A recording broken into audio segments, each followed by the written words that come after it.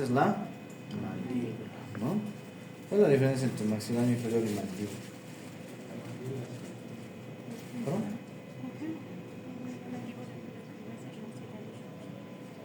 Maxilar es dos huesos, la mandíbula es uno. La ¿No? mandíbula se puede mover. Claro, el maxilar inferior, claro, pero en la vida intrauterina esto está separado como dos huesos y está unido por el cartílago de Meckel, ¿ve? Luego se une y se forma la mandíbula. Es la diferencia. En cambio, los superiores quedan como maxilares porque siguen independientes. ¿Listo? Bien, entonces se estudia un cuerpo y las ramas ascendentes, ¿no? Tiene una forma de herradura donde el cuerpo está hacia abajo y hacia adelante y las ramas hacia atrás y hacia arriba, ascendiendo. ¿Ve? Ya. El cuerpo entonces presenta una cara anterior, una cara posterior, o externa e interna. ¿Listo? El vestigio de esa unión embriológica forma la sínfisis mentoniana, que esta remata en la eminencia mentoniana, que es un punto craniométrico, ¿no ve? ¿Qué punto es? El mentoniano o el natio. ¿Listo? De ahí parten las líneas oblicuas externas. Estas líneas oblicuas externas tienen una característica: se prolongan al labio externo del borde anterior de la rama ascendente. Entonces, esta rama ascendente tiene un borde anterior, posterior, superior e inferior. Y su borde anterior presenta dos labios, el labio externo y el labio interno. Entonces, ¿quién forma el labio externo? La línea oblicua externa. ¿Ya? Bien. Presenta un orificio importante, ¿no? Que va a ser el mentoniano. Excelente. Entonces, por ahí va a salir el nervio mentoniano. Entonces, el nervio dentario inferior entra por acá, recorre por ahí adentro y sale por acá del trigémino para dar sensibilidad a toda esta porción. La mucosa del labio, la encía, no, toda esta porción va a ser sensitiva a través de este mentoniano, ¿no? Y para hacer la anestesia tenemos que tener en cuenta que en personas que no han perdido las piezas dentarias, ¿no? Entonces se encuentra equidistante a los premolares. ¿Listo? Entonces nuestras líneas de referencia son los premolares. ¿Ya? Entonces, estas, por ejemplo, estas piezas dentarias se las ha extraído ya después de que ha fallecido.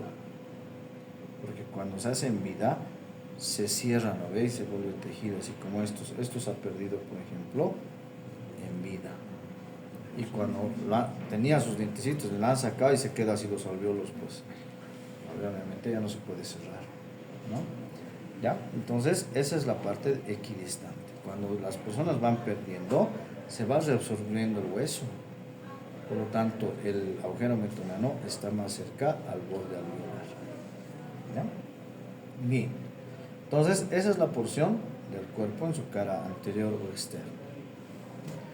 Vemos la cara interna o posterior. Presenta estas apófisis. Las apófisis geni. Las apófisis geni o espinas mentonianas también se llaman. Normalmente son cuatro,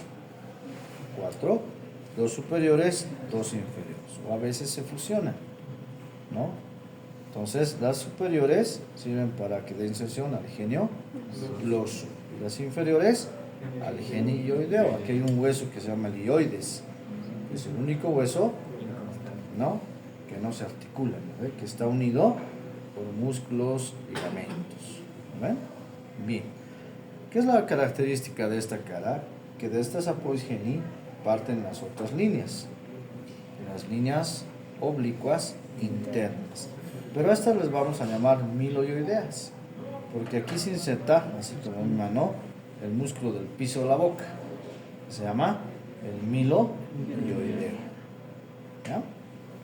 Bien, ahora estas líneas oblicuas producen dos fosas, una fosa superior y una fosa inferior. La fosa superior es la sublingual. La fosa inferior va a ser la submaxilar o mandibular. Ahí se van a alojar las glándulas salivales. sublingual, submandibular. ¿Está? Bien. Ahora, tenemos bordes, el borde alveolar superior y el borde inferior. El borde superior alveolar para que se articulen las raíces de las piezas inferiores formando la ¿qué articulación? La gónfisa, ¿ve? No se olviden que siempre las eminencias más grandes son las eminencias caninas. ¿Listo? Bien. Cuando vemos el borde inferior, tenemos acá dos fosas a ambos lados. Es las fosas digástricas. Entonces, ¿dónde más han escuchado digástrico? ¿Dónde? ¿Dónde?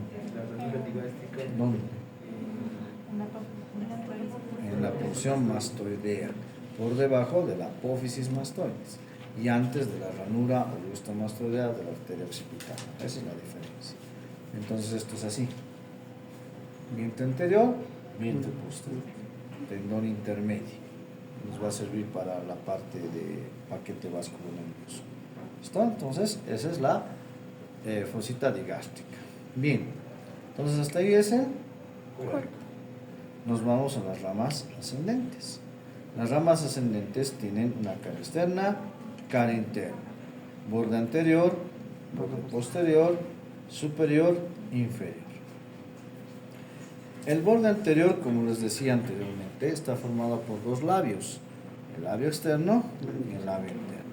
Entre esos labios presenta la cresta bucinatriz. ¿No? Aquí se inserta entonces el músculo del trompetista, el músculo del soplo. ¿No ve? El bucinador. ¿Ya? Que no es masticador, ojo, es un músculo de la mímica, pues del soplo. ¿No ve? El bucinador. ¿Ya? Ahora, su borde inferior es continuación del cuerpo y forma ángulo externo y ángulo interno. El ángulo externo, el gonion, otro punto, ¿no ve? El gonion. Y en toda esta superficie externa plana se va a insertar un músculo masticador, que es el macetero. Entonces, el macetero tiene haz superficial, haz medio y haz profundo. ¿Listo? Entonces eso ya vamos a ver en masticadores. Por el momento, macetero, pero ya saben, ¿eh? Bien.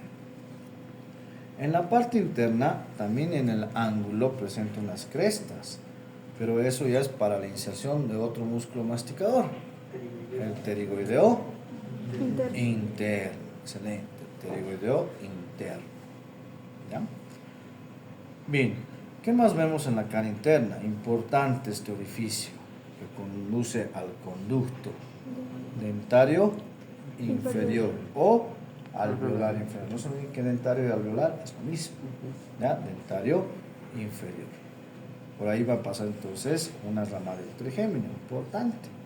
El mentoniano va a inervar por adentro a través de su rama del incisivo al canino, incisivo lateral e incisivo central. En cambio, el dentario inferior va a anestesiar a toda esta parte posterior. Premolares, primer, segundo, tercer molar. Entonces, cuando necesitamos una extracción de terceros molares, cuando no hay espacio y hay situaciones que ya van a estudiar, se tiene que colocar acá, al dentario inferior, con una técnica que se llama la Spix, la técnica de Spix, ¿no? La espina de Spix es justamente lo que está protegiendo como una sombrerita o como una espinita. ¿Qué se inserta ahí?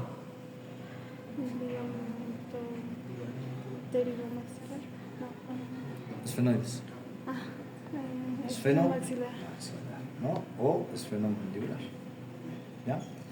Bien, entonces ahí les decía que entra y van a anestesiar. Si alguno de ustedes ya les han hecho intervención, les han curado con anestesia molares inferiores, les han colocado y todo esto se adormece, pues que todo esto caería. Es una anestesia que dura 6, 7, 8 horas. Por eso nos permite hacer intervenciones quirúrgicas acá. Es importante que ustedes puedan determinar. Pero miren, si esta es la anestesia, yo quiero colocar, no voy a poder, ¿no? Los labios de la rama ascendente me impiden. La anestesia es desde el otro lado. Desde ahí tienen que colocar. para llegar al dentario inferior. Eso también en cirugía van a hacer. ¿Ya? Muy bien. Entonces tenemos esos aspectos. Frente a la língula mandibular o espina de Spix, en muchos huesitos, al frente hay otra que se llama la antilíngula, que es como una sombrillita que le hacen al conducto, nada más. Ahora, el nervio dentario inferior está entrando y de ahí da una ramita. Esa rama produce este canal, está aquí de rosado. Es el canal para el nervio de rojo, miloioideo. O sea, el miloioideo no entra, sino es una rama que sale. ¿Para qué? Para inervar al miloioideo y al vientre anterior del digástrico. Entonces ya saben que por quién están inervados. Bien, entonces ese es el conducto dentario inferior. Ahora, nos vamos al borde posterior. El borde posterior es como una S alargada, dice, pero que es libre. Sin embargo, nos va a servir para que nosotros podamos tener relaciones con unos segmentos o con unas porciones que están como la porción preestiloidea y la retroestiloidea. ¿Ya? La posestiloides estaría acá, pre y retro. ¿Está? Entonces ya vamos a ir viendo también en regiones eso. Entonces, este es el borde superior. Del borde superior se desprende dos estructuras, la poiscoronoides y el cóndilo de la mandíbula, que esos están separados por la escotadura sigmoidea o mandibular.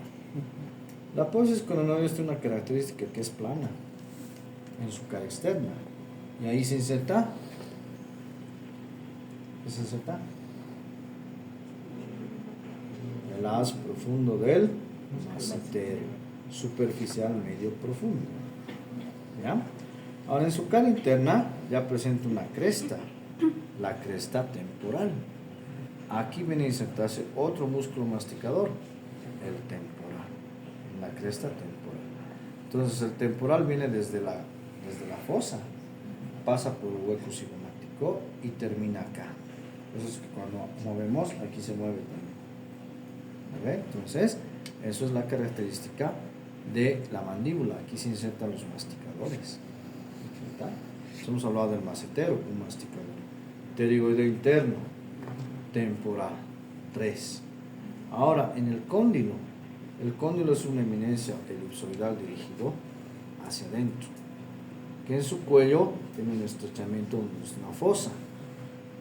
Esa es la fosa del pterigoideo externo. Otro masticador, los 4 masticadores. Existe un quinto, ¿qué se llama?